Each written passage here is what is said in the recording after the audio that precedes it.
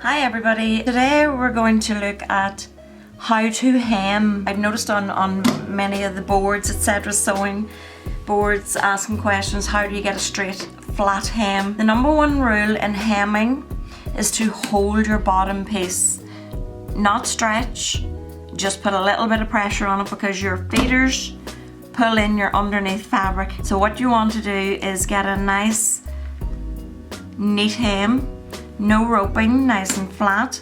And how to do that is with your middle finger and thumb. If you put a little bit of pressure on the underneath fabric as you work your way around, your top piece will lay nice and flat. Okay, this is a little dress that I have completely made up and we're just going to finish the hem on it. It's a very narrow hem and would be inclined to rope, especially because of stretch fabric as well. So what we're going to do is, if I can just show you a little centimetre hem. We're putting a little centimetre hem on here. Usually it will rope a little bit. What I'm doing here is using my fingers and thumb to turn over. Use your first finger to turn your hem over and use your thumb and your middle finger to put a little bit of pressure on the underneath fabric.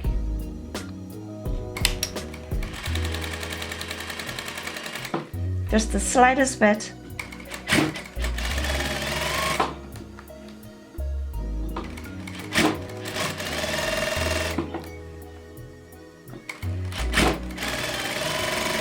Nice and neat, and as you can see, as we're coming near the end, my fabric fits perfectly.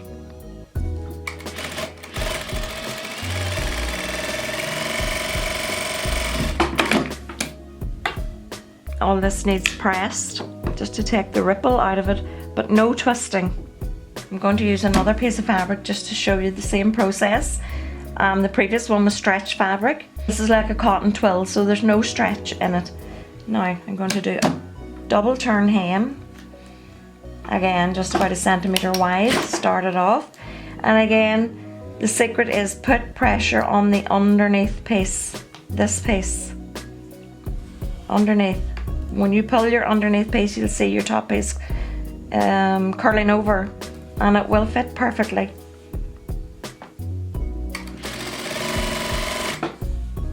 Again, middle finger and thumb to apply your pressure.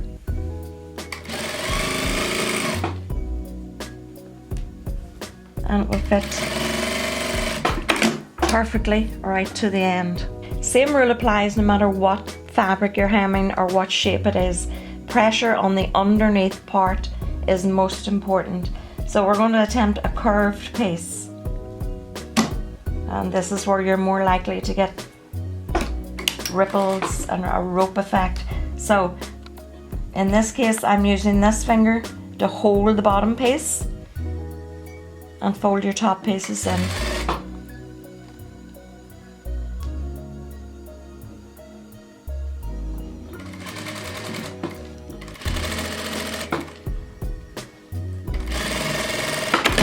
Now, I've done this on a piece of scrap, so it's not absolutely perfect, but when you turn it over,